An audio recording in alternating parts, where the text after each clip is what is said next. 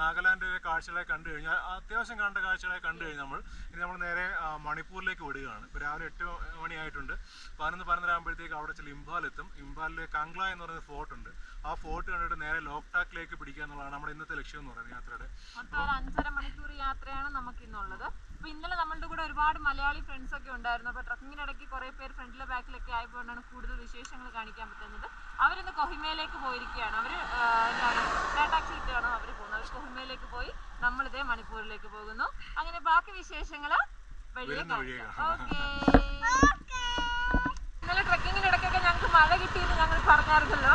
അപ്പോൾ ഇന്ന് രാവിലെ എണ്ണിച്ച് നോക്കുമ്പോൾ ആകാശമൊക്കെ ഇരുണ്ട് കിടക്കാണ്.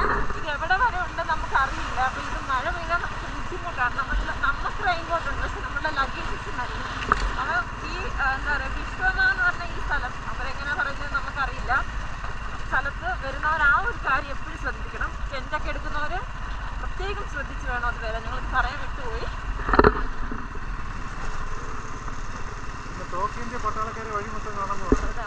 അതുപോലെ തോക്കും പിടിച്ചുള്ള പട്ടാളക്കാർ ഈ വഴി മൊത്തം ഉണ്ട്. നല്ല സെക്യൂരിറ്റി കൊടുക്കുന്ന സ്ഥലമാണ്. അവരുടെ എന്തൊക്കെയോ കാര്യങ്ങളുണ്ട് ഇവിടെ.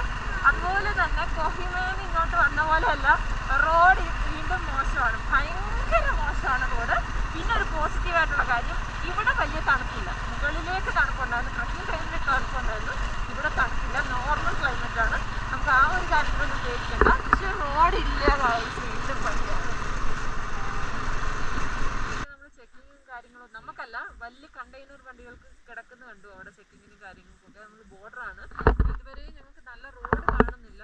റോഡ് കൺസ്ട്രക്ഷൻ നടന്നുകൊണ്ടിരിക്കുക, വേറെ ഒന്നുമല്ല, കൺസ്ട്രക്ഷൻ നടന്നുകൊണ്ടിരിക്കുകയാണ്. അവർക്ക് ഇവിടെ കുറച്ചും കൂടെ വില്ലേജ് ഏരിയകളാണ്, കൃഷിയും കാര്യങ്ങളുമായിട്ട്. അവരുടെ ടെറൈൻ കൃഷിയോ ടെറസ് കൃഷിയോ ടെറൈൻ ഫാമിംഗ് നമുക്കിവിടെ എല്ലാം കാണാൻ പറ്റും. ഇവിടെ നിന്നിട്ടാണ് നമ്മൾ മോൻ മാർക്കറ്റിൽ സാധനങ്ങൾ വരുമെന്ന് പറഞ്ഞില്ലേ, ഇവിടെ നിന്നിട്ടൊക്കെയാണ് സാധനങ്ങൾ അവിടേക്ക് വരുന്നത്. അപ്പൊ ഇനി നമ്മൾ ഇറങ്ങാൻ പോകുന്നപ്പോ എനിക്ക് തോന്നുന്നു ഇത് നമ്മുടെ പ്ലെയിനിലേക്കല്ലേ? മണിപ്പൂർ കുറച്ചുകൂടി പ്ലെയിൻ റീജിയൻ. അപ്പം ഇങ്ങനെ വന്ന് ഈ മല തട്ടി ഇങ്ങനെ അടിഞ്ഞു കിടക്കുന്ന പോലെയാ കിടക്കുന്നത്. ഇതുവരെ വെയിലൊന്നുമില്ല, 8 ആയിട്ടുണ്ട്, വെയിലൊന്നും വന്നിട്ടില്ല. മഴ ചാറിക്കൊണ്ടേ ഇരിക്കുന്നു. മഴ ഉറക്കാറില്ല, പക്ഷെ ഉറച്ചങ്ങനെ ഈ ദിവസങ്ങളിൽ അങ്ങനെ പെയ്തിട്ടില്ലെന്നാണ് ഇവിടെ നമ്മൾ അറിയാൻ കഴിഞ്ഞത്. അങ്ങനെ ഞങ്ങൾ യാത്ര തുടരുകയാണ്. അങ്ങനെ വിസ്മിയിൽ നിന്നും ഏകദേശം 8 കിലോമീറ്റർ അപ്പുറത്തുള്ള മാവോ ഗേറ്റ്, അതായത് നാഗാലാൻഡും മണിപ്പൂരുമായിട്ടുള്ള ബോർഡറാണ്. അപ്പോൾ ബോർഡിലേക്ക് കടന്നു പോകാനുള്ള വണ്ടികളാണ് കിടക്കുന്നതൊക്കെ തന്നെ. അപ്പോൾ ഇത്രയും സ്ഥലം കവർ ചെയ്യുന്നത് നമുക്ക് ഏകദേശം 1 മണിക്കൂർ കൊടുത്തു. കാരണം റോഡിൻ്റെ കണ്ടീഷനൊക്കെ മോശമായതുകൊണ്ട് തന്നെ ഇവിടെ വന്നതും ധാരാളം വണ്ടികൾ ഇങ്ങനെ ബോർഡർ ക്രോസ് ചെയ്യാൻ വേണ്ടി അവിടെ കിടക്കുകയായിരുന്നു. നമുക്കിവിടെ നിന്ന് ILP എടുക്കണം. ഇന്നർ ലൈൻ പെർമിറ്റ് എടുത്തതിന് ശേഷം മാത്രമേ നമുക്ക് മണിപ്പൂരിലേക്ക് കയറാൻ പറ്റത്തുള്ളൂ. അപ്പോൾ അവിടെ ഇന്നർ ILP ചെക്കിംഗ് പോയിൻറ്റും മറ്റു കാര്യങ്ങളൊക്കെ ഉണ്ട്. ഇല്ലയെന്നുണ്ടെങ്കിൽ നമ്മുടെ സാധനം ഇല്ലെന്നുണ്ടെങ്കിൽ ഇവിടെ നിന്ന് തരും. പക്ഷേ ഇപ്പം കുറച്ച് റിസ്ക് ആണ്. അത് കാരണം എന്ന് പറയുന്നത് മണിപ്പൂരിലെ കലാപവും മറ്റു കാരണങ്ങളും കാരണം ഇവിടെ ഭയങ്കര പ്രശ്നമാണ്. ILP ഇവിടെ ഇഷ്യൂ ചെയ്യാനായിട്ട് ഭയങ്കര ബുദ്ധിമുട്ടുമുണ്ട്. അങ്ങനെ ഞങ്ങൾക്ക് ILP തരുന്ന ഒരു ഉദ്യോഗസ്ഥൻ, അദ്ദേഹം നല്ലൊരു മനുഷ്യനായതുകൊണ്ട് ഞങ്ങൾക്കൊരു 10 മിനിറ്റ് ക്ലാസ് എടുത്തിട്ടാണ് വിട്ടത്. മറ്റൊന്നുമല്ല, മണിപ്പൂരിൽ നമ്മൾ കേട്ടുകൊണ്ടിരിക്കുന്ന അല്ലെങ്കിൽ നമ്മൾ ന്യൂസിലൊന്നും അറിയുന്ന കാര്യങ്ങളൊന്നുമില്ല. അതുക്കുമൊക്കെ മേലെ പല പല കാര്യങ്ങളാണ് അവിടെ നടക്കുന്നത്. അതായത് ഞങ്ങൾ ഈ ബോർഡർ ക്രോസ് ചെയ്ത് അന്ന് ആ വെളുപ്പിന് അല്ലെങ്കിൽ ആ ഒരു രാത്രിയിൽ 13 പേരാണ് ഇവിടെ കൊല ചെയ്യപ്പെട്ടത്. അപ്പോൾ അദ്ദേഹം ഞങ്ങളുടെ കൂടെ കുട്ടിയുണ്ട്, നിങ്ങളൊരു ഫാമിലിയാണ്, നിങ്ങൾക്ക് പോകണോ, അത് റിസ്ക് ആണ് നിങ്ങളുടെ. ശരിക്കും ഞങ്ങളുടെ ട്രാവൽ പ്ലാൻ എന്ന് വെച്ച് കഴിഞ്ഞാൽ ഇവിടുന്ന് ചുരാചന്ദ്പൂർ എന്ന് പറയുന്ന സ്ഥലമുണ്ട്. ആ ചുരാചന്ദ്പൂർ എന്ന സ്ഥലം വഴി നമുക്ക് മിസോറാമിലേക്ക് കടക്കാൻ പറ്റും. അതായത് നമ്മുടെ പ്ലാൻ എന്ന് പറയുന്നത്. ശരിക്കും ഈ മണിപ്പൂർ വയലൻസിൻ്റെ എപ്പി സെൻ്ററാണ് ചുരാചന്ദ്പൂർ എന്ന് പറയുന്നത്. അപ്പോൾ ഈ പേര് പറഞ്ഞപ്പോൾ തന്നെ പുള്ളി ഡിസ്റ്റർബ്ഡ് ആയി. കാരണം അദ്ദേഹത്തിന് അറിയാം അതുവഴി പോയി കഴിഞ്ഞാൽ പിന്നെ നമ്മളെ കിട്ടുമോ ഇല്ലയോ എന്നുള്ള കാര്യത്തിൽ പുള്ളിക്ക് സംശയമാണ്. പക്ഷേ പുള്ളി പറയുന്ന ഒരു കാര്യമുണ്ട്, അവരൊരിക്കലും ഔട്ട്സൈഡേഴ്സിനെ ഒന്നും ചെയ്യുന്നില്ല, അവരവരുടെ ആൾക്കാരെ. പക്ഷെ അവർ പറയാണ് ശരിയാണ്, ചിലപ്പോൾ തലതിരിഞ്ഞ ആരെങ്കിലും ഉണ്ടെങ്കിലോ ചിലപ്പോൾ അവർ തമ്മിൽ വെടിവെച്ചുകൊണ്ടിരിക്കുകയാണെങ്കിൽ നമ്മൾ അതിനകത്ത് കയറി പോയി കഴിഞ്ഞാൽ പെട്ടില്ലേ, ഒന്നും പറയാൻ പറ്റത്തില്ല. മാത്രമല്ല ഇൻ കേസ് നമുക്ക് അവിടെ ഒരു എമർജൻസി വന്നാൽ അദ്ദേഹം അന്നേരം തന്നെ പറയുന്നുണ്ട്, ഞങ്ങൾ ആർക്കും അവിടെ എത്തിച്ചേരാൻ പറ്റത്തില്ല, ഞങ്ങൾക്ക് ആർക്കും നിങ്ങളെ ഹെൽപ്പ് ചെയ്യാൻ പറ്റത്തില്ല, അപ്പോൾ നിങ്ങളുടെ റിസ്കിൽ വേണം നിങ്ങൾ പോകാനായിട്ടെന്ന് അദ്ദേഹം എടുത്തെടുത്ത് വീണ്ടും വീണ്ടും പറയുകയാണ്. അങ്ങനെ ഞങ്ങൾ മാവോ ഗേറ്റിൽ എത്തിയപ്പോൾ തന്നെ നമുക്കൊരു പന്തികേട് നമുക്ക് ഫീൽ ചെയ്തു. കാരണം നമ്മൾ ഇതുവരെ കാണാത്തതുപോലെയൊന്നുമല്ല, ഭയങ്കര ഒരു ബ്ലോക്കാണ്. അവർ ഓരോ വണ്ടികളും വളരെ കീനായിട്ട് ഒബ്സർവ് ചെയ്ത് ചെക്ക് ചെയ്തതിന് ശേഷം മാത്രമാണ് കയറ്റി വിടുന്നത്. അപ്പോൾ നമ്മളൊരു ഫാമിലി ആയതുകൊണ്ടാണ് നമുക്ക് അവിടെ ഒരു എക്സെപ്ഷൻ കിട്ടിയത്. അത് മാത്രമല്ല, നമ്മൾ പട്ടാളക്കാരെ സംസാരിച്ചു, നമ്മൾ അവരോട് പറഞ്ഞു നമ്മുടെ ട്രാവലേഴ്സാണ്, ഇത്ര ദിവസമായിട്ട് നമ്മൾ ഇവിടെ നമ്മുടെ ഫോട്ടോസും മറ്റു കാര്യങ്ങളൊക്കെ കാണിച്ചപ്പോൾ മാത്രമല്ല നമ്മളുടെ വണ്ടി അവർക്ക് മനസ്സിലായി. എന്തായാലും അവിടുന്ന് വണ്ടിയും വിളിച്ച് ഇവിടെ വന്ന് കലാപം ഉണ്ടാക്കാൻ ആരും വരില്ല. അപ്പോൾ അദ്ദേഹം പറയുന്നുണ്ട് പലയിടത്തും കുക്കികളും മേത്തികളും കൂട്ടം കൂടി നിന്നു. അതുപോലെ തന്നെ അവരുടെ ചെക്ക് പോസ്റ്റുകളും കാര്യങ്ങളും ഒക്കെ ഉണ്ട്. നമ്മളുടെ ഒരു ഭാഗ്യമെന്ന് പറഞ്ഞു കഴിഞ്ഞാൽ നമ്മളുടെ ഫേസ് കാണുമ്പോൾ അറിയാം നമ്മൾ ആ ഒരു നോർത്ത് ഇന്ത്യൻ സ്റ്റൈലല്ല. അതായത് ഇവരുദ്ദേശിക്കുന്നത് ഈ നമ്മുടെ മംഗോളിയൻ സ്റ്റൈൽ, നമ്മളതല്ലല്ലോ. അവർക്ക് അവരുടെ ട്രൈബിൽപ്പെട്ടവരെ കാണുമ്പോൾ അറിയാം. അവരാ കാണുമ്പോഴാണ് കുറേ കൂടി ചോദ്യം ചെയ്യലിൽ കൂടി വരുന്നത്. അതായത് ഇപ്പം അതാണ് ഈ ആസാം ബംഗാളിലുള്ളവർ കുറച്ചും കൂടെ അവർക്ക് സാദൃശ്യമുണ്ട് അവരുമായിട്ട്. അതുകൊണ്ടാണ് ഇങ്ങനെയുള്ള കലാപകാരികൾ അവരെ കുറച്ചുകൂടെ ഇത് ചെയ്തു വരുന്നത്.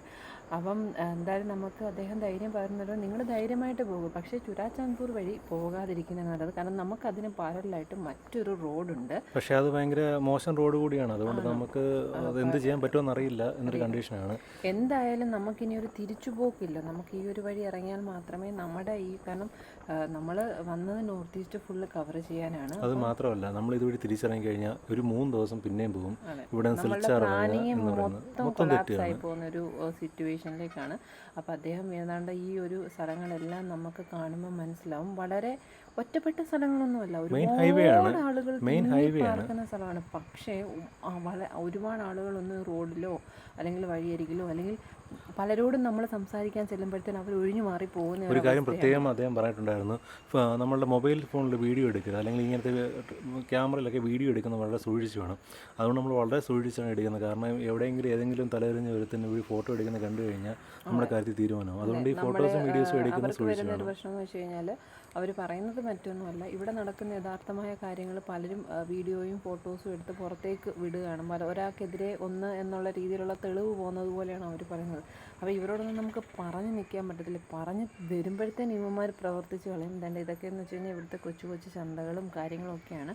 ഞാൻ വീണ്ടും പറയണം, നമ്മൾ ഒരാളോട് ചെന്നിട്ട് ചോദിച്ചാണ്ട് ഇവിടെ ഇരിക്കുന്നതിൽ പകുതിയും പലതരം മീറ്റുകളാണ്. എല്ലാ തരം മീറ്റുകളും ഉണ്ട്. ഇവരെല്ലാ സാധനത്തിനെയും കൺസ്യൂം ചെയ്യുന്നവരാണ്. നമ്മുടെ നാഗ മാർക്കറ്റ് കണ്ടില്ലേ, അതേ ഒരു കൾച്ചർ തന്നെയാണ് ഇവിടെയും നാഗന്മാരുണ്ട്. ഇത് അവരുടെ വേറൊരു ട്രൈബ്സാണ്. കുക്കീസ് എന്ന് പറഞ്ഞ ട്രൈബ്സ് അധിവസിക്കുന്ന മേഖലയാണ്. അപ്പോൾ അവരും ഇതുപോലെ തന്നെ കാട്ടിൽ നിന്ന് വരുന്ന ടീമുകളൊക്കെയാണ്, മ്യാൻമാറിൽ നിന്ന് കടന്നു വരുന്ന ടീമുകളൊക്കെയാണ്. അപ്പോൾ അവരുടെ സെയിം കൾച്ചർ തന്നെയാണ്. ഇനി ഇവിടെ എന്ത് കൾച്ചറാണെന്ന് പറഞ്ഞോട്ടെ, ഒരു കാര്യം ഞാൻ എടുത്തു പറയാം. നമ്മുടെ കേരളത്തിനേക്കാൾ വളരെ അധികം വൃത്തിയായിട്ടാണ് ഇവരുടെ സ്ഥലങ്ങളെല്ലാം സൂക്ഷിച്ചിരിക്കുന്നത്. നമ്മൾ ഈ പോകുന്ന വഴിയിൽ തന്നെ ഉണ്ട് വളരെ ഇതെല്ലാം അവർ കഴുകി, അവരുടെ കടകളാവട്ടെ വഴിയാവട്ടെ കഴുകിയ വെള്ളമാണ് കാണുന്നത്. എല്ലാം അതായത് ഇപ്പം വെറ്റ് വേസ്റ്റ് ആവട്ടെ, പേപ്പർ വേസ്റ്റ് ആവട്ടെ, പ്ലാസ്റ്റിക് വേസ്റ്റ് ആവട്ടെ, അതിനെല്ലാം സെപ്പറേറ്റ് ബോക്സുകൾ എല്ലാ ജംഗ്ഷനിലും ഉണ്ട്. അപ്പോൾ ഇതെന്ന് പറഞ്ഞു കഴിഞ്ഞാൽ ഇപ്പോൾ ഒരു ഏകദേശം ഒരു 10-10.5 എങ്കിലും ആയി കാണും. എല്ലായിടും ഒന്ന് എൻഗേജ്ഡ് ആയി, നമ്മുടെയൊക്കെ നാട്ടിൽ ഈ സമയം എൻഗേജ്ഡ് ആവുന്ന ടൈമാണ്. വളരെയധികം ആളുകൾ, വളരെ കുറച്ച് ആളുകൾ മാത്രമാണ് എപ്പോഴും വീടിന് വെളിയിൽ ഇറങ്ങുകയും ഓരോ കാര്യങ്ങൾക്കായിട്ട് അവർ പോവുകയും ചെയ്യുന്നത്. സ്കൂളൊക്കെ പല സ്ഥലത്തും പ്രവർത്തനങ്ങളില്ല. ഈ റോഡ് തന്നെ മുകൾ ഭാഗം മറ്റൊരാളുടെ കയ്യിൽ, ഇടത് ഭാഗം മറ്റൊരാളുടെ കയ്യിൽ. അത് ഓരോ ട്രൈബ്സിൻ്റെ കയ്യിലാണ്. അതായത് നമ്മൾ പോകുമ്പം പല ട്രൈബ്സിൻ്റെയും അല്ലെങ്കിൽ ഓരോ ഗ്രാമങ്ങളുടെ ഫ്രണ്ടിൽ നല്ല വെണ്ടയ്ക്ക പോലെ ഇംഗ്ലീഷിലാവട്ടെ അവരുടെ ഭാഷയിലും എഴുതി വെച്ചിട്ടുണ്ട്, ഔട്ട്സൈഡേഴ്സ് ആർ നോട്ട് അലൗഡ് എന്ന്. ആ ഒരു ബോർഡ് നമുക്ക് കാണുമ്പം തന്നെ ഇവിടുത്തെ നമുക്ക് എന്തോ ഒരു പന്തികേട് തോന്നും. കാരണം നമുക്ക് ഒരാളോട് അപ്രോച്ച് ചെയ്ത്, ഒരു വഴി വയ്ക്കാനോട് അപ്രോച്ച് ചെയ്ത് കഴിഞ്ഞാൽ അവർ നമ്മൾ മാറിപ്പോകുന്നൊരവസ്ഥയാണ്.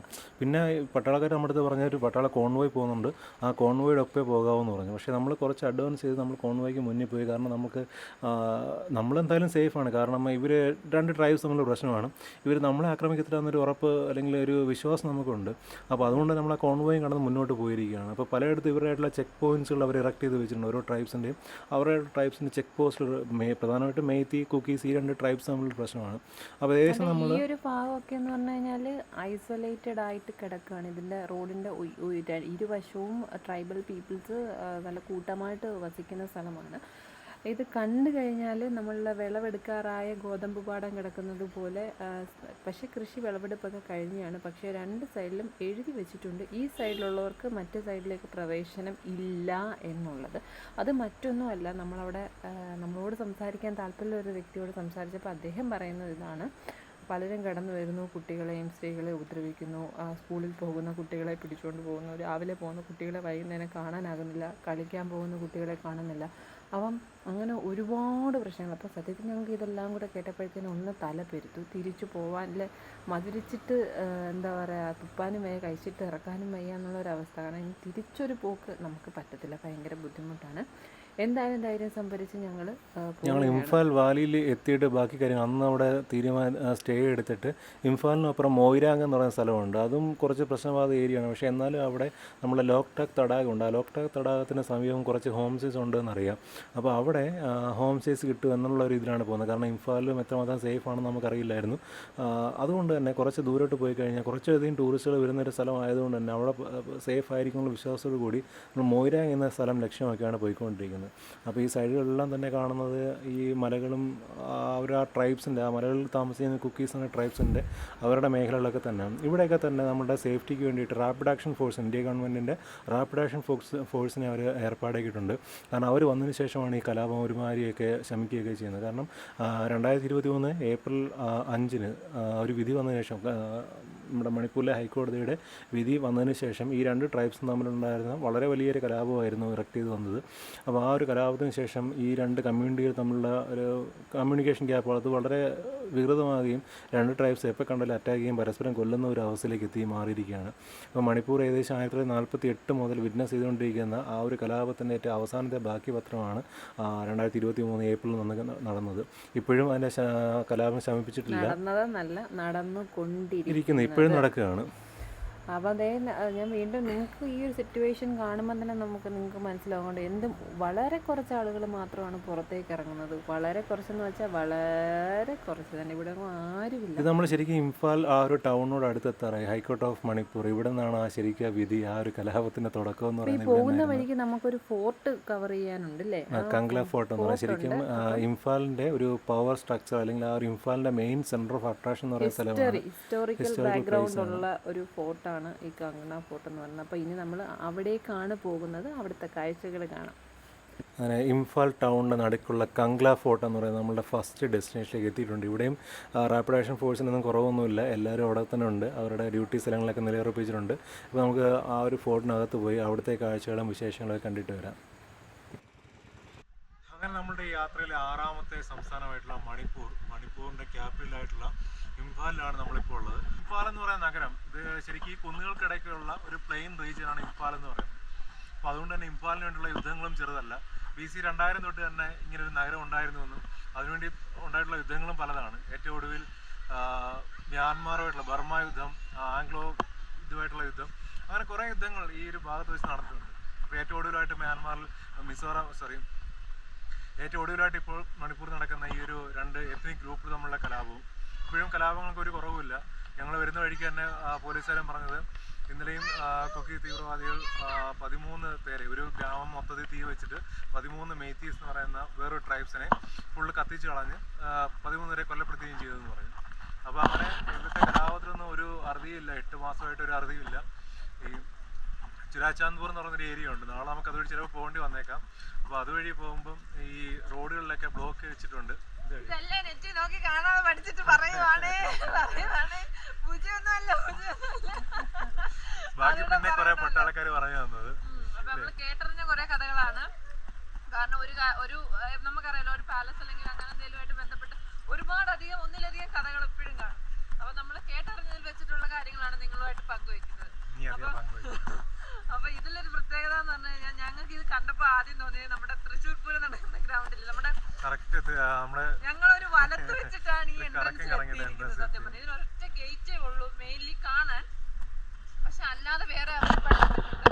അപ്പൊ ഞങ്ങള് ഒരു കറക്കം കറങ്ങിയാണ് ഇവിടെ എത്തിയിരിക്കുന്നത്. ഇനി അതിന്റെ കാഴ്ചകൾ കാണിച്ചു തരാം. ഭയങ്കര വിശാലമായ ഒരു ഏരിയയിലാണ് ഈ ഫോർട്ട് സ്ഥിതി ചെയ്യുന്നത്. നമുക്ക് അകത്തേക്ക് വീഡിയോഗ്രാഫി ഒന്നും അകത്ത്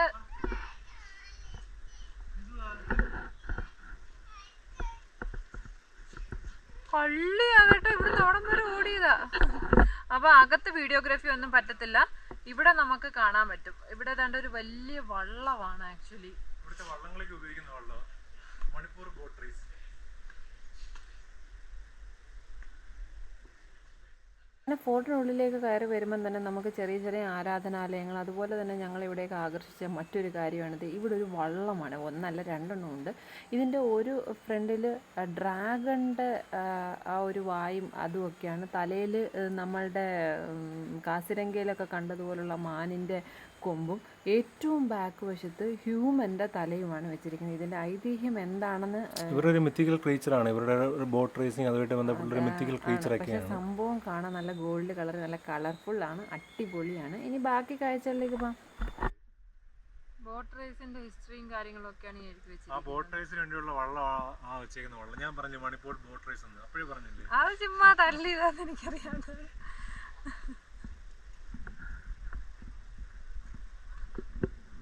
അടിപൊളി, നല്ല ഗ്രൗണ്ട് കാണാൻ. ഇവിടെയുണ്ട്. അവിടെ എന്താണെന്ന് അറിയില്ല, അവിടെ ഒരു അമ്പലം പോലെ എന്തോ ഒരു ബിൽഡിങ് കാണാം. നമുക്ക് അങ്ങോട്ട് പോയാലോ?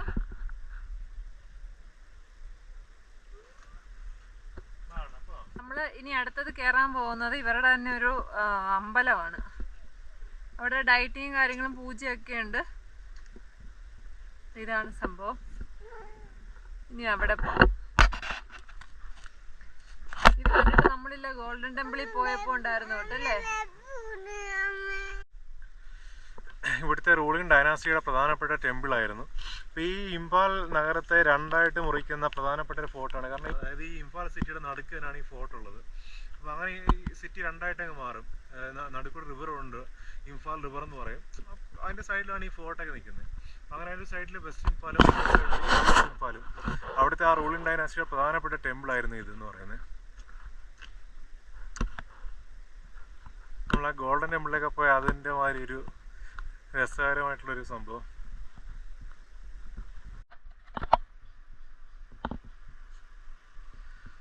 അങ്ങനെ നമ്മൾ നടന്ന് ആ ടെമ്പിളിൻ്റെ മെയിൻ എൻട്രൻസ് ആണിത്. കംഗ്ല ഷാ എന്ന് പറയും ആ രണ്ട് ക്രീച്ചേഴ്സ്, എന്തോ അവരുടെ മിത്തിക്കൽ ക്രീച്ചേഴ്സൊക്കെയാണ്. അപ്പോൾ അതാണ് കംഗ്ല ഷാ എന്ന് പറയും. ഇതൊക്കെ നെറ്റി സാധനങ്ങൾ. അതോ അതിൻ്റെ ഹിസ്റ്ററിയും കാര്യങ്ങളൊക്കെ അവിടെ എഴുതി വെച്ചിട്ടുണ്ട്. പോയി ഡീറ്റെയിൽ ആയിട്ടൊന്ന് വായിച്ചിട്ട് വരാം. ഫോർട്ടിൻ്റെ ഹിസ്റ്ററിയൊക്കെ അവിടെ എഴുതി വെച്ചിരിക്കുകയായിരുന്നു. അപ്പം ഞാൻ പറഞ്ഞില്ലേ, BC ആ കാലഘട്ടം തൊട്ട് ഇവിടെ സിവിലൈസേഷൻ ഉണ്ടായിരുന്നു. പിന്നീട് 19ാം നൂറ്റാണ്ട് വരെ ഇവിടെ ഒരു കിങ്ഡം ഉണ്ടായിരുന്നു. അപ്പോൾ ഈ കംഗ്ല ഫോർട്ട് പിടിച്ചെടുക്കുക എന്നുള്ളതായിരുന്നു ഇവിടുത്തെ ഈ ട്രൈബൽ ഗ്രൂപ്പിൻ്റെ ഏറ്റവും പ്രധാനപ്പെട്ട അവരുടെ ഈ കംഗ്ല എന്ന് പറയുന്നത് ഒരു പവറിൻ്റെ ഒരു പ്രതീകമാണ്. അത് എങ്ങനെയും പിടിച്ചെടുക്കുക എന്നുള്ളതാണ് അവരുടെ ഈ ട്രൈബൽ ഗ്രൂപ്പ്സിൻ്റെ പ്രധാനപ്പെട്ട ലക്ഷ്യം എന്ന് പറയുന്നത്. അപ്പോൾ അങ്ങനെ ഈ ബ്രിട്ടീഷുകാരുടെ വരവോട് കൂടിയാണ് കംഗ്ല ഒരു ജസ്റ്റ് ഫോർട്ടായിട്ട് മാറിയത്. അധികാര കേന്ദ്രമുള്ളത് മാറി ഒരു ജസ്റ്റ് ഫോർട്ട് മാത്രമായി. പിന്നീട് ആസാം റൈഫിൾസിൻ്റെ കയ്യായിരുന്നു. പിന്നീട് 2004 മണിപ്പൂർ ജനങ്ങൾക്ക് തിരിച്ചു കൊടുക്കുകയും ചെയ്തതാണ് കംഗ്ല ഫോർട്ടിൻ്റെ ഹിസ്റ്ററി എന്ന് അവിടെ എഴുതി വെച്ചിരിക്കുന്നത്. നിങ്ങളുടെ ആ ഒരു അഭിലാഷത്തിനനുസരിച്ച് അവരുടെ കൾച്ചറും കാര്യങ്ങളെല്ലാം ഷോക്കേസ് ചെയ്യാനുള്ള ഒരു പ്രധാനപ്പെട്ട ഒരു സെൻറ്ററായിട്ട് മാറിയിരുന്നു കംഗ്ല ഫോർട്ട്. സമാധി എന്ന് പറഞ്ഞ് വന്നതാണ്, പ്രത്യേകിച്ച് ഒന്നുമില്ല, ജസ്റ്റ് കല്ലറ മാത്രം. അതാ മെയിൻ ഫോർട്ടിൻ്റെ കോംപ്ലക്സ്. അതിനകത്ത് എൻട്രി ഇല്ലാന്ന് തോന്നുന്നു. ഇതാണ് ശ്രീ ശ്രീ ഗോവിന്ദരാജ് ടെമ്പിൾ. എന്തുകൂടെ എഴുതിയേക്കുന്നേ? ആണോ?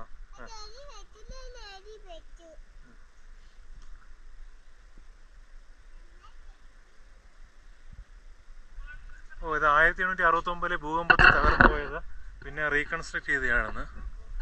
ശ്രീ ശ്രീ ഗോവിന്ദരാജ്.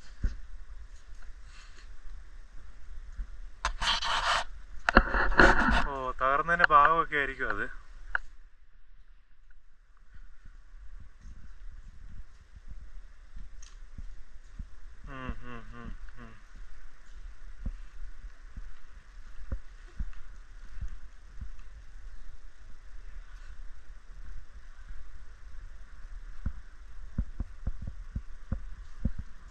ഒരു പഴയ ടെമ്പിൾ കോംപ്ലക്സ് ആയിരുന്നു. ആ ഭൂകമ്പത്തിൽ തകർന്നു തന്നെ, പിന്നെ അത് റിനോവേറ്റ് ചെയ്തതാ കേട്ടോ അവരൊക്കെ. മതിൽ തകർത്ത് കോട്ടയിൽ നിന്ന് അടിച്ചു മാറ്റിയ കമ്പിളി നാരകം ഞങ്ങൾ താക്കോല് കൊണ്ട് തുറന്ന്. പക്ഷെ സംഭവം കൊള്ളാൻ തോന്നി, നല്ല നിറമുണ്ട്. തിന്നു നോക്കിയാ കൊള്ളാവുന്നു അല്ലേന്നോ? മോത്തറിയാനുണ്ട് നല്ല മധുരം ഉണ്ടെന്ന്.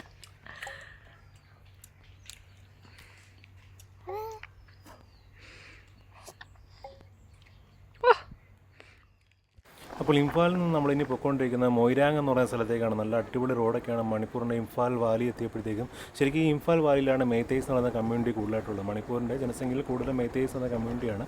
അവർ കൂടുതലായിട്ട് അധിവസിക്കുന്നത് ഇവിടെയാണ്. നേരത്തെയൊക്കെ മറ്റ് ഹിൽ ഏരിയസിലൊക്കെ ഉണ്ടായിരുന്നെങ്കിലും ഇപ്പോൾ കലാപത്തിന് ശേഷം അവരെല്ലാം ആൾമോസ്റ്റ് ഡിസ്പ്ലേസ്ഡ് ആയിട്ട് അവരെല്ലാം ഇങ്ങോട്ട് വന്നിരിക്കുകയാണ്. അപ്പം റോഡും കാര്യങ്ങളൊക്കെ അടിപൊളിയാണ്. നമ്മുടെ സെൻട്രലൊക്കെ അടിപൊളിയാണ്. അപ്പോൾ നമുക്ക് മൊയ്രാങ് എന്ന് പറയുന്ന സ്ഥലത്തേക്കാണ് പോകേണ്ടത്. പക്ഷേ പോകുന്ന വഴിക്ക് നമുക്ക് ബിഷ്ണുപൂർ എന്ന് പറയുന്ന സ്ഥലത്ത് കൂടി പോകണം. ബിഷ്ണുപൂറും ഈ ചുരാചന്ദ്പൂർ പോലെ വലിയ ഇഷ്യൂ ഉള്ള സ്ഥലമാണ്. എപ്പോഴും ഈ കുക്കീസും മെയ്തേയ്സ് തമ്മിൽ വെടിവെപ്പ് നടന്നിട്ട് അവിടെ റെഡ് സോണായിട്ട് പ്രഖ്യാപിച്ചിട്ടുള്ള സ്ഥലങ്ങളൊക്കെയാണ് ബിഷ്ണുപൂർ എന്ന് പറയുന്നത്. അപ്പോൾ നമുക്ക് ബിഷ്ണുപൂറിൻ്റെ പല മേഖലയിൽ കൂടിയും കടന്നു പോകേണ്ടിയിരിക്കുന്നു. അപ്പോൾ നമ്മൾ കുറേ സ്കൂൾ പിള്ളേരൊക്കെ എടുത്ത് കാണിക്കുന്നുണ്ട്. അവർ ആദ്യമായിട്ടായിരിക്കും കലാപത്തിന് ശേഷം ഇങ്ങനെ ആൾക്കാരെ കാണുന്നത്. ശരിക്കും നമ്മൾ മ്യാൻമാർ ബിഷ്ണുപൂരിൻ്റെ എൻട്രൻസ് ആണ്. ബിഷ്ണുപൂർ ഇവിടെ തുടങ്ങുകയാണ്. ഇനി എവിടെയൊക്കെ എന്തൊക്കെ ചെക്ക് പോസ്റ്റ് ഉണ്ടാകുമെന്ന് നമുക്ക് അറിയില്ല. അപ്പോൾ ശരിക്കും നമുക്ക് ഇവിടെ ലോക്ടാക് ലേക്ക് അടുത്താണ്. നമുക്ക് ലോക്ടാക് ലേക്കിൻ്റെ അടുത്ത് നിന്ന് നമുക്ക് ഒരുപാട് ഹോം സ്റ്റേസ് കിട്ടുന്നുള്ള പ്രതീക്ഷയിലായിരുന്നു പോയത്. പക്ഷേ ഇപ്പോൾ ഗവൺമെൻറ് അവിടുത്തെ കുറച്ച് സേഫ്റ്റി ഇഷ്യൂസ് കാരണം, അതായത് ഈ ഹോം സ്റ്റേസ് എല്ലാം തന്നെ അവിടുത്തെ ടോയ്ലറ്റിൻ്റെ കാര്യങ്ങളൊക്കെ തന്നെ നമ്മളോട്ടാണ് ഇറക്ട് ചെയ്ത് വെച്ചിരിക്കുന്നത്. അപ്പോൾ അത് ആ ഒരു ഫ്രഷ് വാട്ടർ ലേക്കിന് ഹാനികരമാണെന്ന് കണ്ടിട്ട് ഗവൺമെൻറ് അതെല്ലാം എടുത്ത് കളഞ്ഞു. അങ്ങനെ ഇപ്പോൾ അവിടെ ഹോം സ്റ്റേസ് ഒന്നുമില്ല. അപ്പോൾ അങ്ങനെ നമ്മൾ ഇനി എങ്ങോട്ട് പോകണമെന്നുള്ള രീതിയിൽ നിൽക്കുകയായിരുന്നു. അപ്പോൾ ശരിക്കും ഈ ഒരു മേഖലയൊക്കെ തന്നെ ഒരു വാർ ടോൺ ഏരിയാസാണ്. അതായത് ഒരു രണ്ട് കമ്മ്യൂണിറ്റീസ് തമ്മിലുള്ള യുദ്ധം മൂലം ആൾക്കാർ ഡിസ്പ്ലേസ്ഡ് ആയിട്ടുള്ള മേഖലയൊക്കെ തന്നെയാണ്. ശരിക്കും ഇംഫാൽ വാലി എന്ന് പറയുന്നത് ഒരു കമ്മ്യൂണിറ്റി ക്ലാഷ് ആയിട്ട് തന്നെ പറയണം. രണ്ട് കമ്മ്യൂണിറ്റി. ഈ മെയ്തേയ്സ് എന്ന് പറയുന്നതിനകത്ത് ഹിന്ദുക്കളും മുസ്ലിങ്ങളും ക്രിസ്ത്യാനികളും എല്ലാം തന്നെ ഉണ്ട്. കുക്കീസ് എന്ന് പറയുന്നത് അവർ ട്രൈബലാണ്, ട്രൈബൽ പീപ്പിൾസ്. ഈ രണ്ടുപേരും ട്രൈബ്സ് ആണ്. ഈ മണിപ്പൂരിൽ 36 ട്രൈബ്സ് ഉണ്ട്. ഈ 36 ട്രൈബ്സിൽ രണ്ട് പ്രധാനപ്പെട്ട ട്രൈബ്സാണ് മെയ്തേയ്സും കുക്കീസും എന്ന് പറയുന്നത്. ഇവർ തമ്മിലുള്ള ക്ലാഷാണ് ഇവിടെ മെയിനായിട്ട് നടക്കുന്നത്. അപ്പം ഞങ്ങളിങ്ങനെ പോകുമ്പം നമ്മൾ ഇത്രയും നോർത്ത് ഈസ്റ്റിൽ ഒരുപാട് കൃഷിയും കാര്യങ്ങളും കണ്ടിട്ടുണ്ടെങ്കിൽ നമ്മൾ മണിപ്പൂർ എത്തിയപ്പോൾ മാത്രം വളരെ പ്രത്യേകത ഒരു കാര്യം കണ്ടതെന്ന് വെച്ചാൽ പണ്ട് കേരളത്തിലൊക്കെ ഉണ്ടായിരുന്നു ഈ കൂട്ടിയിട്ട് കത്തിക്കുന്ന പരിപാടി. അതായത് ഈ കച്ചി അവരുടെ ഒരു സെറ്റ് കൃഷി ഒരു സീസണിലെ കൃഷി കഴിയുമ്പം ഇവരിതിങ്ങനെ കൂട്ടിയിട്ട് കത്തിക്കുന്നൊരു പരിപാടി തന്നെ. ഈ സംഭവം ഇത് സത്യം പറഞ്ഞാൽ ഇത് നല്ല ഒരു പൊല്യൂഷൻ. എനിക്ക് തോന്നുന്നു എവിടെ ഹരിയാനയിൽ ഈ ഒരു പ്രശ്നം ഉണ്ടായിട്ടുണ്ട്, ഫോഗ് അങ്ങനെ. അപ്പോൾ ആ സെയിം ഇഷ്യൂ തന്നെയാണ് ഇവിടെ. ഇതൊക്കെ സത്യത്തിൽ അവരെ ബോധവൽക്കരിച്ച് മാറ്റേണ്ടുന്ന ഒരു സംഭവമായിട്ടാണ് എനിക്ക് തോന്നിയത്. ഇപ്പോൾ എന്തായാലും ബോധവൽക്കരിക്കാൻ പറ്റിയ ഒരാളെ നമുക്ക് കിട്ടിയിട്ടുണ്ട്. കാരണം നമ്മളിങ്ങനെ റൂം അന്വേഷിച്ച് ഇങ്ങനെ ലോക്ടാക് ലേക്കിൻ്റെ സമയത്ത് നിൽക്കുമ്പോഴേക്കും ഒരു ആൾ നമ്മളടുത്ത് ചോദിച്ചു എന്താണ് നിങ്ങൾ നോക്കിക്കൊണ്ട് നിൽക്കുന്നതെന്ന്. ആൾ ഇവിടുത്തെ ഒരു ഹയർ സെക്കൻഡറി സ്കൂൾ ടീച്ചറാണ്, പ്രബിൻ എന്ന് പറയും. ശരിക്കും നമ്മളുടെ ഈ അങ്ങോട്ടുള്ള യാത്രയിൽ എല്ലാ മുൻ സഹായങ്ങളും തന്നിരിക്കുന്നത്, അല്ല അങ്ങോട്ടുള്ള യാത്രയ്ക്ക് എല്ലാ സഹായങ്ങളും അവിടെ നിന്ന് വീട് വരെ സേഫായിട്ട് എത്തിയത്. ഈ മണിപ്പൂരിൽ രക്ഷപ്പെടുത്താൻ കാരണം പ്രബിൻ എന്ന് പറയുന്ന വ്യക്തിയായിരുന്നു. ആ ആളെ നമ്മൾ കണ്ടു. ശരിക്കും ആ സമയത്ത് നമ്മൾ അങ്ങനെ വീഡിയോസ് ഒന്നും എടുത്തില്ല. പിന്നെ നമ്മൾ പുള്ളി അദ്ദേഹം ഇവിടെ നിൽക്കേണ്ട കാണിക്കാം. അതായത് ഞങ്ങളുടെ യാത്ര തുടങ്ങിയ ആദ്യത്തെ എപ്പിസോഡ് മുതലേ ഞങ്ങൾ പറയാറുണ്ട് ഞങ്ങൾക്ക് ഒരുപാട് മുടക്കങ്ങൾ വന്നെങ്കിലും അതെല്ലാം തട്ടിത്തെറിപ്പിച്ചുകൊണ്ട്, അതായത് സ്വാഭാവികമാണ് നമ്മൾ ഒരു കാര്യത്തിന് ഇറങ്ങിത്തിരിക്കുമ്പോൾ നമുക്ക് ശരിക്കും അദ്ദേഹത്തെ അവിടെ കാണേണ്ടതല്ല. അദ്ദേഹം അവിടെ ഒരു മണിപ്പൂരി കല്യാണം കൂടാൻ വന്നതാണ്. അദ്ദേഹം 30 കിലോമീറ്റർ മാറി ഒരു കല്യാണം കൂടാൻ ഞങ്ങൾ ലോക്താങ്ങിലേക്ക് കണ്ടുകൊണ്ടിരുന്നപ്പോൾ വന്നതാണ് അവിടെ. അപ്പോൾ അതാണ് ഞാൻ പറഞ്ഞത്. അതുപോലെ തന്നെ നമുക്ക് ഇടയ്ക്ക് വേറൊരിടത്ത് വെച്ച് രാത്രിയിൽ കിട്ടാതെ വന്നപ്പം അവിടെ വെച്ചും ഒരു ഫാമിലി ഒരിക്കലും അവർ ആ സ്ഥലത്ത് വരുന്നില്ല. അന്നൊരു ദിവസത്തേന് മാത്രം വന്നു ഞങ്ങളെ. അതെ, എന്തായാലും പ്രബിനെ നമ്മൾ കണ്ടുമുട്ടി. അപ്പം നമ്മളെ പ്രബിൻ നമുക്ക് ഒരു മണിപ്പൂരി കല്യാണത്തിന്, അദ്ദേഹം പോകുന്ന മണിപ്പൂരി കല്യാണത്തിനും കൊണ്ടുവന്ന് പറഞ്ഞിട്ടുണ്ട്. ഇവിടെ അടുത്ത് തന്നെ സേഫായിട്ടുള്ള ഒരു ഹോട്ടലിലും നമുക്ക് അദ്ദേഹം റൂം എടുത്ത് തന്നിട്ടുണ്ട്. അങ്ങനെ നമ്മൾ ഈ ഒരു ദിവസം സേഫായിട്ടിരിക്കുന്ന പ്രബിൻ എന്ന് പറയുന്ന മണിപ്പൂരി സുഹൃത്തിൻ്റെ സഹായം. പിന്നൊരു കാര്യം ഞാൻ പറയാം, ഇവിടേക്ക് ടൂറിസ്റ്റുകൾ വരുന്നില്ല. അഥവാ വരുന്ന ടൂറിസ്റ്റുകളെ, കാരണം ഒരു ദിവസത്തേന് ഒരു രാത്രി തങ്ങാൻ വേണ്ടി മാത്രം 2000 രൂപയാണ് ഒരു റൂമിന് അവർ റെൻറ്റ് ചോദിക്കുന്നത്. അതിന് ബ്രേക്ക്ഫാസ്റ്റ് പിന്നെ പറയേ വേണ്ട. ആകെ ബ്രേക്ക്ഫാസ്റ്റ് കിട്ടിയത് 2 ബ്രെഡ്, അത് മധുരമില്ലാത്തൊരു കാപ്പി. ഇത് കോംപ്ലിമെൻ്ററി ബ്രേക്ക്ഫാസ്റ്റുമാണ്. അപ്പം ഇങ്ങനെയൊക്കെയുള്ള സ്ഥലങ്ങളിലേക്ക് പോകുമ്പോൾ ഇങ്ങനെയുള്ള പ്രശ്നങ്ങൾ നടക്കുമ്പോൾ കഴിയുന്നതും പോകാതിരിക്കുക. ഇപ്പോൾ നമ്മുടെ ലോക്ടാക്കിലേക്കും അതിൻ്റെ സമീപത്ത് തന്നെയുള്ള ആ ഒരു കല്യാണ മണ്ഡപത്തിലേക്കുമാണ് നമ്മളിനി പോകുന്നത്. നമ്മുടെ ഒരു മണിപ്പൂരി കല്യാണം ഇതുവരെ കണ്ടിട്ടില്ല. അപ്പോൾ മണിപ്പൂരി കല്യാണം നേരിട്ട് കാണാൻ പോവുകയാണ്. അപ്പം അതിൻ്റെ കുറച്ച് ചടങ്ങുകളും കാര്യങ്ങളുമാണ് ഇനി നമുക്ക് കാണാനുള്ളത്.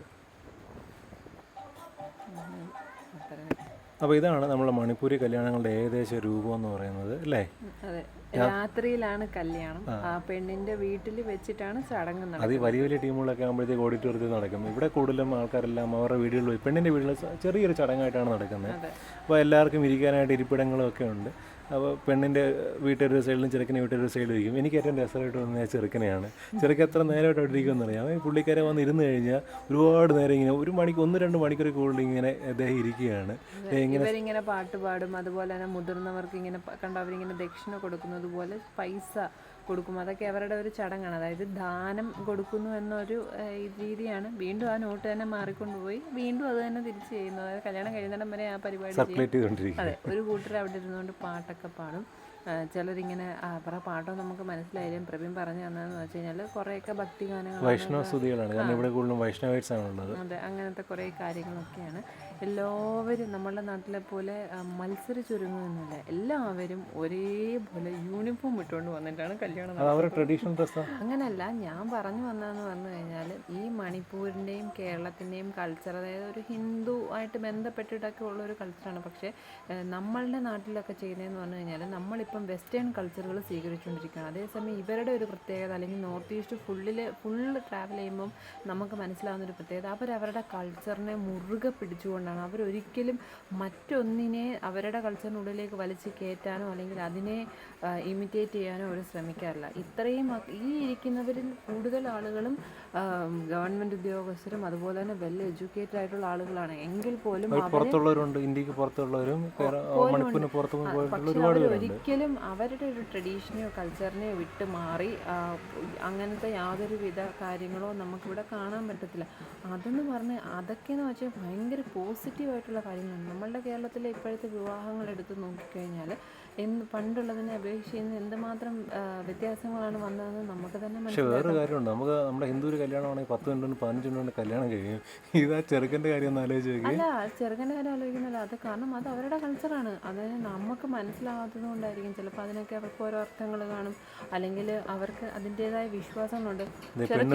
ചെറുക്കന് ബുദ്ധിമുട്ടാണെന്ന് പറഞ്ഞാൽ അവരത് മാറ്റിയിട്ട് ഒരു കസ്റ്റമും അവർ മാറ്റിയിട്ടില്ല. അതാണ് അതിൻ്റെ പ്രത്യേകത. ഇവിടുത്തെ ലേഡീസ് അവർ ഒരുങ്ങിയിരിക്കുന്നതാണ് ഭയങ്കര ഭംഗിയാണ്, നല്ല ഭംഗിയാണ് കാണാൻ. അതുപോലെ പ്രത്യേക ഖാദി തുണിയിലാണ് അവരത് ചെയ്തിരിക്കുന്നത്. ആ തുണി മാത്രമല്ല, അവരുടെ ഒരു റൗണ്ട് ഷേപ്പ് സാധനം കണ്ട് അതാണ് അതിൻ്റെ ഹൈലൈറ്റ്. ഈ മണിപ്പൂരി ഡാൻസ് ഉണ്ട്. ഈ മണിപ്പൂരി ഡാൻസിനകത്തും ഈ ഒരു ഡ്രസ്സാണ് അവർ ഉപയോഗിക്കുന്നത്. അപ്പോൾ ഈ മണിപ്പൂരി പെണ്ണ് വന്നപ്പം ആക്ച്വലി ഞാൻ വിചാരിച്ചു നമ്മുടെ സ്റ്റിഫ് നെറ്റ് കൊണ്ട് ഉള്ള നമ്മളുടെ ഒരു സ്കേർട്ടില്ലേ അതുപോലെ. പക്ഷേ ഇത് കണ്ടു കഴിഞ്ഞാൽ കറക്റ്റ് ഒരു കൊട്ട കമത്തി വെച്ചേക്കുന്ന പോലെ. പക്ഷെ നല്ല ഭംഗിയാണ് കാണാൻ, നല്ല ഭംഗി. പണ്ടേ ഒരു വൈറൽ വീഡിയോ ഉണ്ടായിരുന്നു, നിങ്ങൾ കണ്ടിട്ടുണ്ടോ? കൈ വെച്ചിട്ടൊരു നാഗ ഡാൻസ് ഇങ്ങനെ കളിക്കുന്ന, കൈയുടെ വിരലൊക്കെ വെച്ചിങ്ങനെ കളിക്കുന്ന, അതിലൊരു പ്രത്യേകതരം കോസ്റ്റ്യൂമില്ലേ, അവരങ്ങനെ ഒരു രീതിയിലുള്ള കോസ്റ്റ്യൂമാണ് ഇട്ടിരിക്കുന്നത്. സംഭവം കൊള്ളാം, അടിപൊളി. നമ്മൾ നോർത്ത് ഇന്ത്യൻസിൻ്റെ വെഡ്ഡിങ് കോസ്റ്റ്യൂമേ അല്ല, നമ്മൾ കണ്ട ഒറ്റയടിക്ക് കണ്ട അങ്ങനെ തോന്നും. അവരിവിടെ ഭയങ്കര കൾച്ചറൽ ഡിഫറൻസ് ഉള്ളല്ലോ. ഇവർ 2000 വർഷമായിട്ട് ഇൻഡിപെൻഡൻ്റ് ആയിട്ടുള്ള കൾച്ചറൊക്കെ ഉള്ള ആൾക്കാരാണ്. നല്ല രസമാണ് കാണാൻ, നല്ല അടിപൊളിയാണ് കാണാനായിട്ട്.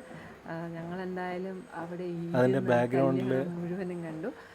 അതെ, ഇതൊക്കെ എന്ന് പറഞ്ഞു കഴിഞ്ഞാൽ ശരിക്കും once in lifetime experience. ശരിക്കും നമ്മളത് ഒട്ടും പ്രതീക്ഷിച്ചില്ല ഇങ്ങനൊരു കാര്യം കാണാൻ പറ്റുമെന്ന്. മണിപ്പൂർ എന്ന് പറയുന്നത് ഞങ്ങൾക്ക് നൽകിയത് ഈ യാത്രയിൽ ഏറ്റവും മികച്ച നിമിഷങ്ങളായിരുന്നു അല്ലേ? ഒരു നമ്മൾ പല സിനിമകളിലൊക്കെ കാണുമ്പോൾ ട്വിസ്റ്റ്, ഒരു ഒറിജിനൽ ട്വിസ്റ്റ് എന്ന് പറയുന്ന പോലെ ഭയങ്കര ഒരു മാറ്റമാണ് ഞങ്ങൾക്ക് വന്നത്. ശരിക്കും നമ്മൾ പേടിച്ചിട്ടാണ് വന്നതെങ്കിലും ഇവിടെ വന്നപ്പോഴത്തെ ഭയങ്കര കംഫോർട്ടായി. ശരിക്കും പ്രഭിനെ കണ്ടതിൽ പ്രഭിനാണ് ആ ഫുൾ ക്രെഡിറ്റ് ഞങ്ങൾ പ്രഭിനാണ് കൊടുക്കുന്നത്. പുള്ളി ഒരിക്കലും നമ്മുടെ കേരളത്തിൽ ഒരാൾ പോലും ഇങ്ങനെ വരുന്ന ഒരാളെ പിടിച്ച് പെരക്കകത്ത് കയറ്റും ഇല്ല. പുള്ളിയുടെ മുറിയെല്ലാം വന്നപ്പോഴേ പുള്ളിയുടെ വീട്ടുകാരോട് പറഞ്ഞു ഒന്ന് ഒഴിഞ്ഞു കൊടുക്കണം. കാരണം അവരും അതുപോലെയാണ്. നമ്മളെ ഒരു ഔട്ട്സൈഡർ എന്ന നിലയിലല്ല, നമ്മളും അവരുടെ ഫാമിലിയിലെ ഒരു മെമ്പറാണെന്നുള്ള നിലയിലാണ് നമ്മളെ അവർ കൺസിഡർ ചെയ്തിരുന്നത്. പിന്നെ ഇവർക്ക് കുറച്ച് വ്യത്യസ്തമായ കാര്യങ്ങളെന്നൊക്കെ പറഞ്ഞു കഴിഞ്ഞാൽ നമ്മളുടെ കേരളത്തിൽ നമ്മൾ 3 നേരം ചിലപ്പോൾ 4 നേരമൊക്കെ ആഹാരം കഴിക്കുന്നുണ്ട്. ഇവർ ആകെ കഴിക്കുന്നത് 11 മണിയാകുമ്പോഴാണ് അവരുടെ ബ്രേക്ക്ഫാസ്റ്റ്. അത് മാത്രമല്ല അവരുടെ ബോയിൽ ഫുഡാണ് കൂടുതലും. അതെ, 3-3:30 ആകുമ്പോഴാണ് അവർ മെയിൻലി കൺസ്യൂം ചെയ്യുന്നത് ഈ ഒരു 2 നേരമാണ്. അങ്ങനെ കല്യാണമൊക്കെ കണ്ടു, കുറച്ച് ഫുഡൊക്കെ ഉണ്ടായിരുന്നു. അതൊക്കെ കഴിഞ്ഞിട്ട് ഞങ്ങൾ പ്രഭിൻ്റെ കഫറ്റീരിയയിലേക്ക് പോയി. അപ്പോൾ ഇനി നമുക്ക് പ്രഭിനെ വിശദമായിട്ട് പരിചയപ്പെടാം. അങ്ങനെ ഞങ്ങൾ വളരെ കഷ്ടപ്പെട്ട് ഞങ്ങൾ മണിപ്പൂർ എത്തിയിരിക്കുകയാണ്.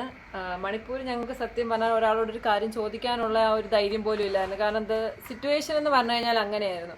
കാരണം നമ്മൾ ആ എൻട്രൻസ് ആ വെൽക്കം ബോർഡ് കണ്ട് സന്തോഷിച്ച് കയറി വന്നപ്പോഴേ നമ്മളോടൊരു പുള്ളിക്കാരൻ പറഞ്ഞത് നമുക്ക് സേഫ് അല്ല പല സ്ഥലങ്ങളൊന്നുമാണ് അല്ലേ. അങ്ങനെ പക്ഷെ ഞങ്ങൾ വന്നപ്പം ഞങ്ങൾക്ക് വേണ്ട ദൈവത്തിന്റെ സഹായം എന്നൊക്കെ പറഞ്ഞല്ലേ.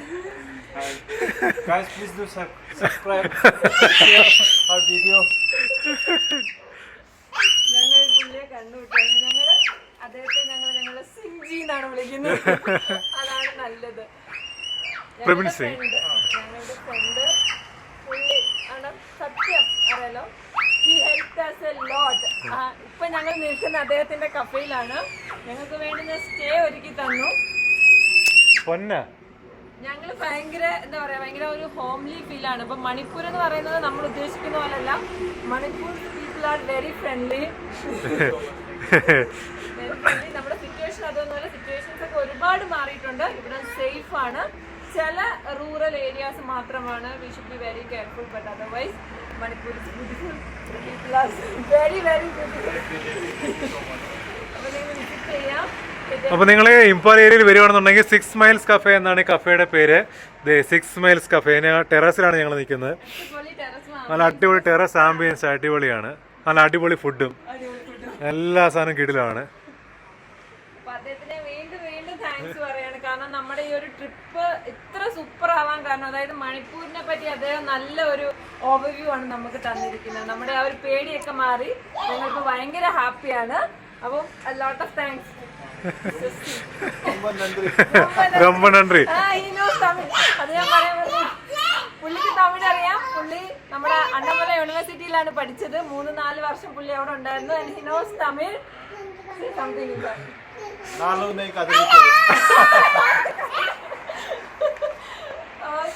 ഓക്കെ അപ്പൊ ഇന്നത്തെ വീഡിയോ ഇത്രയേ ഉള്ളൂ. ബാക്കി വിശേഷങ്ങൾ നടക്കണം. ഓക്കെ.